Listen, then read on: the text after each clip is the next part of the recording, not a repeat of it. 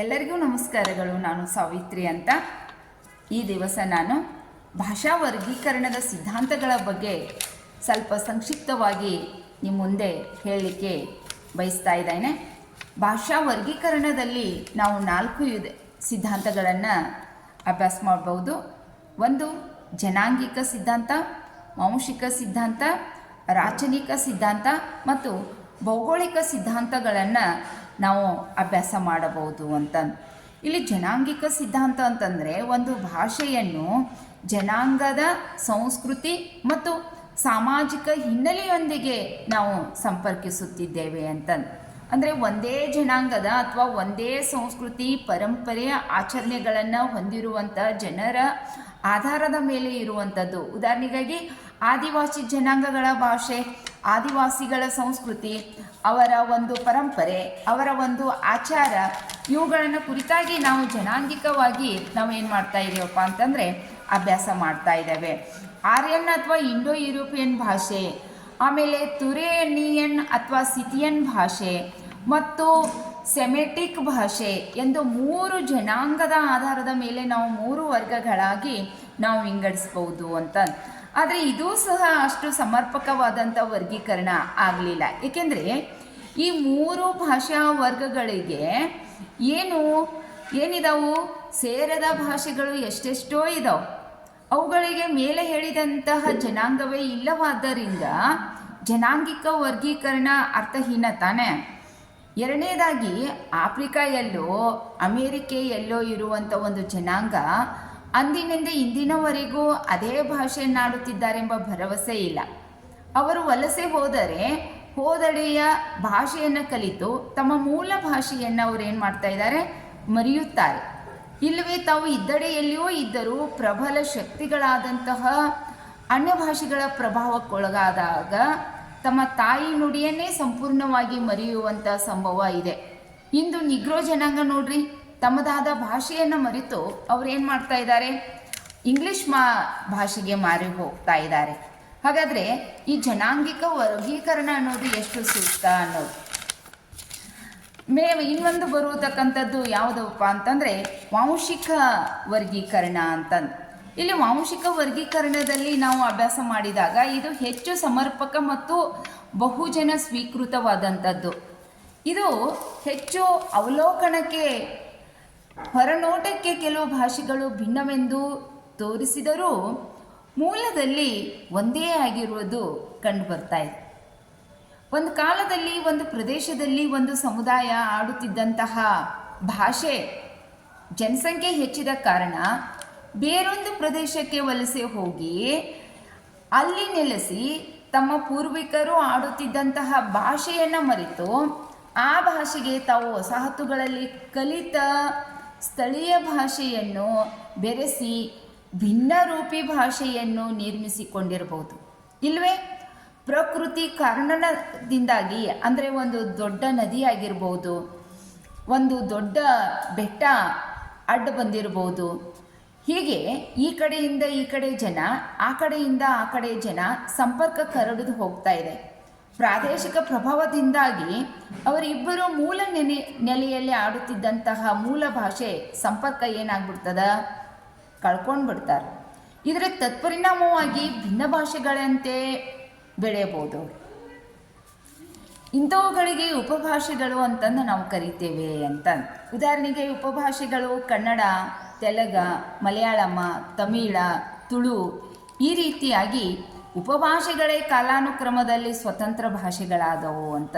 ಇವುಗಳಿಗೆ ಮೂಲ ಭಾಷೆ ಒಂದಿದೆ, ಅದು ಮಾತಾ ಪಿತೃಭಾಷೆ. ಅದರ ಮಕ್ಕಳು, ಮೊಮ್ಮಕ್ಕಳು, ಮರಿ ಮೊಮ್ಮಕ್ಕಳು ರೂಪದಲ್ಲಿ 10 ಉಪಭಾಷೆಗಳು ಹುಟ್ಟಿಕೊಳ್ಳುತ್ತವೆ. ಇಂತಹ ಜ್ಞಾತಿ ಭಾಷೆಗಳ ವರ್ಗವನ್ನು ಭಾಷಾವಂಶ ಅಥವಾ ಭಾಷಾ ಕುಟುಂಬ ಅಥವಾ ಭಾಷಾ ಪರಿವಾರ ಎಂದು ನಾವು ಕರೆಯುತ್ತೇವೆ ಅಂತ. ಮನುಷ್ಯರಲ್ಲಿ ರಕ್ತ ಸಂಬಂಧಿ ಕುಟುಂಬವಿದ್ದಂತೆ ಈ ಸೋದರ ಭಾಷೆಗಳಲ್ಲೂ ಬಾಹ್ಯ ಮತ್ತು ಆಂತರಿಕವಾದಂಥ ಸಂಬಂಧಗಳು ಇರುತ್ತವೆ. ಪರಸ್ಪರ ಸ್ವಾಮ್ಯತೆ ಇರುತ್ತವೆ. ಉದಾಹರಣೆಗಾಗಿ ಏನಪ್ಪ ಅಂತಂದರೆ ಒಂದಕ್ಕೊಂದರಲ್ಲಿ ಹೋಲಿಕೆ ಇರ್ತಾ ಇದೆ. ಒಂದು ಮೂಲ ಭಾಷೆಯಿಂದ ಹುಟ್ಟಿ ಬೆಳೆದು ಬಂದಂಥ ಉಪಭಾಷೆಗಳು ಸಾವಿರಾರು ವರ್ಷಗಳು ಉರುಳಿದರೂ ಕೂಡ ಅವು ಮೇಲೆ ಸ್ವತಂತ್ರ ಭಾಷೆಗಳಾಗುತ್ತವೆ ಅಷ್ಟೇ. ಹೌದಾ?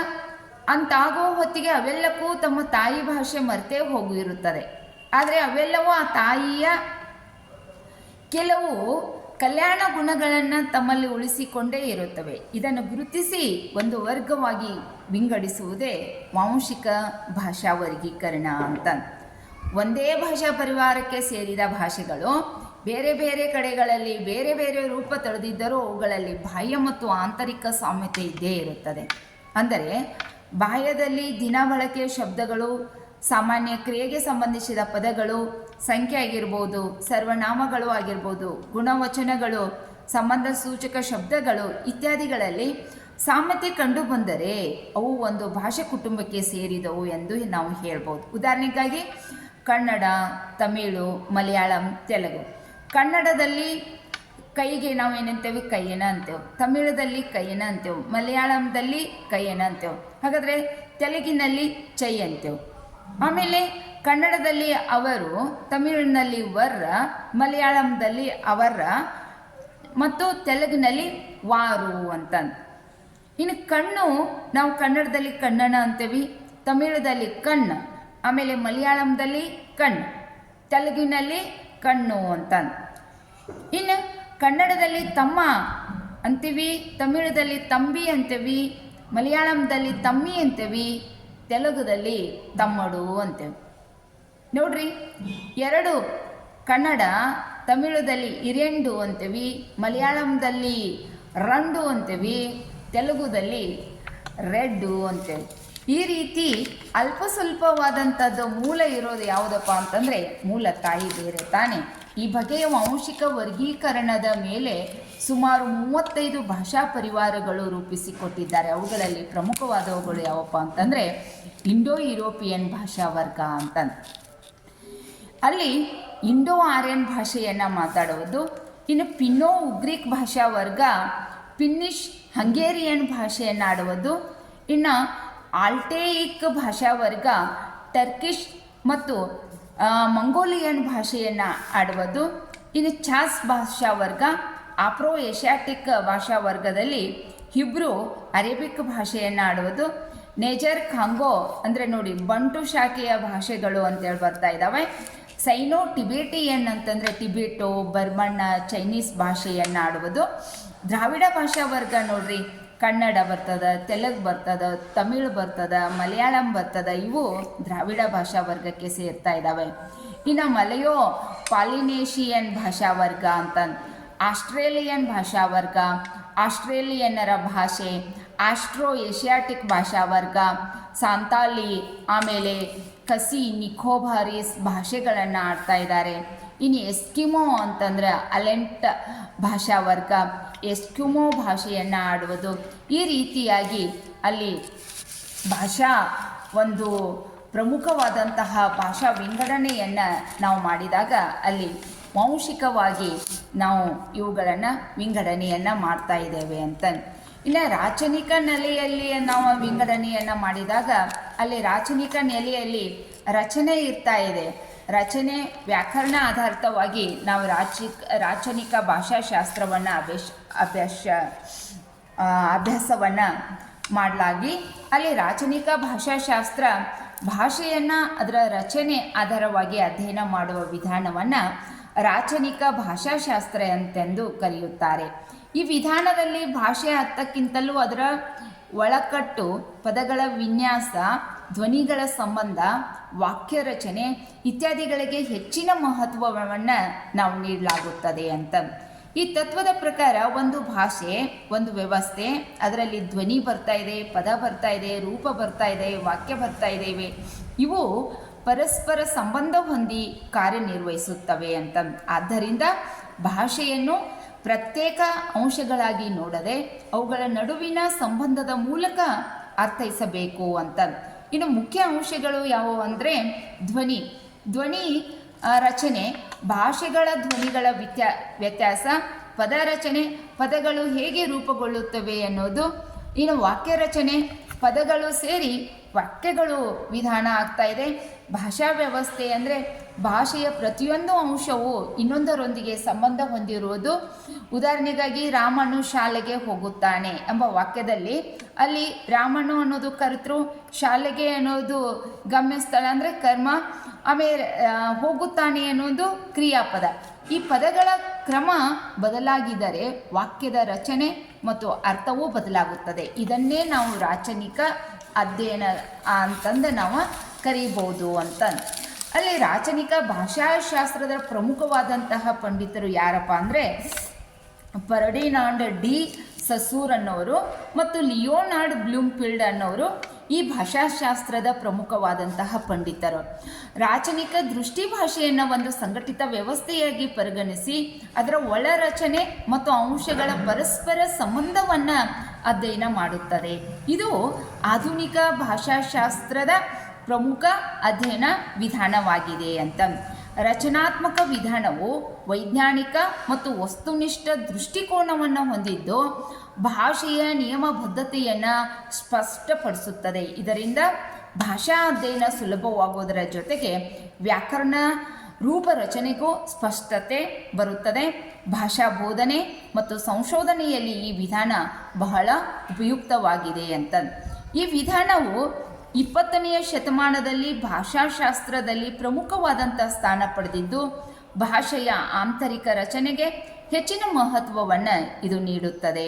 ಧ್ವನಿ ಮೂಲಕ ಘಟಕಗಳು, ರೂಪಕ ಘಟಕಗಳು ಹಾಗೂ ವಾಕ್ಯ ರಚನೆಗಳನ್ನು ಕ್ರಮಬದ್ಧವಾಗಿ ಅಧ್ಯಯನ ಮಾಡುವುದೇ ಇದರ ಪ್ರಮುಖವಾದಂತಹ ಲಕ್ಷಣವಾಗಿದೆ. ಭಾಷೆಯ ರಚನೆ ಮತ್ತು ಅದರ ಘಟಕಗಳ ನಡುವಿನ ಸಂಬಂಧವನ್ನು ಅಧ್ಯಯನ ಮಾಡುವ ವೈಜ್ಞಾನಿಕ ವಿಧಾನವೇ ನಾವು ಏನಂತ ಕರಿತೀವಿ, ರಾಚನಿಕ ಅಂದರೆ ರಚನಾತ್ಮಕ ವಿಧಾನ ಅಂತಂದು ಕರೆಯುತ್ತೇವೆ ಅಂತ. ಮುಂದಿಂದು ಯಾವುದಪ್ಪ ಅಂತಂದರೆ ಭೌಗೋಳಿಕವಾದಂತಹ ವಿಧಾನ ಅಂತ.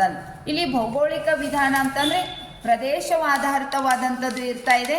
ಅಲ್ಲಿ ಪ್ರದೇಶ ಆಧಾರಿತ ಅಂತಂದರೆ ಅಲ್ಲಿ ಪ್ರದೇಶಕ್ಕೆ ಸಂಬಂಧಪಟ್ಟಂಥ ಏನೇನು ಇರ್ತಾ ಇದೆಯಪ್ಪ ಅಂತಂದರೆ ಭಾಷೆಗಳು ಪ್ರದೇಶಕ್ಕೆ ವರ್ಗೀಕರಣ. ಒಂದೇ ಪ್ರದೇಶದ ಭಾಷೆಗಳು ಪರಸ್ಪರ ಅಲ್ಲಿ ಏನಾಗಿರ್ತಾವ, ಭಿನ್ನ ಆಗಿರ್ತಾವೆ.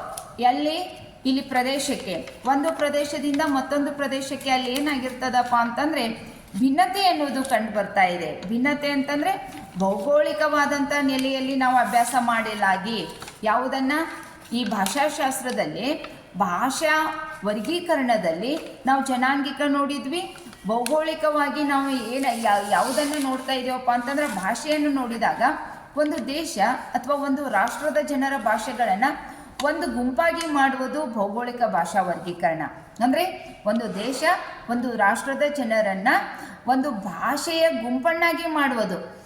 ಇದು ಒಂದು ಬಗೆಯ ಕಲಸು ಮೇಲೋಗರ. ಏಕೆಂದರೆ ಒಂದು ದೇಶದಲ್ಲಿ ಜನರಾಡುವ ಹಲವು ಭಾಷೆಗಳು ಒಂದೇ ಜಾಯಮಾನಕ್ಕೆ ಸೇರಿರ್ತಾವ.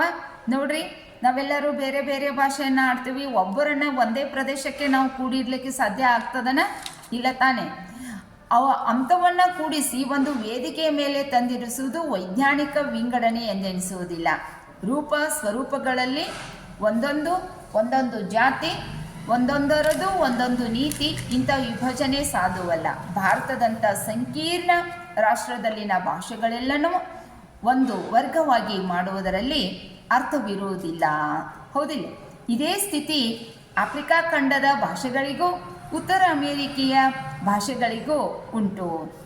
ಅಲ್ಲಿನ ಭಾಷೆಗಳು ಅನೇಕ ಭಿನ್ನ ಮೂಲಗಳುಳ್ಳವಾದ್ದರಿಂದ ಭೌಗೋಳಿಕವಾಗಿ ವಿಂಗಡಿಸಿಕೊಂಡು ಭಾಷೆಗಳನ್ನು ಅಧ್ಯಯನ ಮಾಡುವುದು ಅಸಮರ್ಪಕವೂ ಹೌದು ಮತ್ತು ಅಸಾಂಗತ್ಯವೂ ಹೌದು. ಒಂದು ವೇಳೆ ಮಾಡಿದರೆ ಅದು ದೋಷಪೂರ್ಣ ವಿಂಗಡಣೆ ಆಗುತ್ತದೆ ಅಂತ. ಹೀಗೆ ನಾವು ಭಾಷೆಯನ್ನು ನಾವು ಅಧ್ಯಯನ ಮಾಡಿ ಈ 4 ವರ್ಗೀಕರಣವನ್ನು ನೀವು ತಿಳಿದುಕೊಂಡು ಸಂಶೋಧನೆಯಲ್ಲಿ ಮುಂದುವರಿಬೇಕು ಅಂತಂದು. ಇವು ಒಂದಕ್ಕೊಂದು ಪೂರಕವಾದಂಥವುಗಳು ಅಂತಂದು ಹೇಳ್ತಾ ಕೇಳಿದ್ದಕ್ಕೆ ಎಲ್ಲರಿಗೂ ಅನಂತವಾದಂಥ ಭಕ್ತಿಯ ಶರಣಾರ್ಥಿಗಳು. ನಮಸ್ಕಾರ.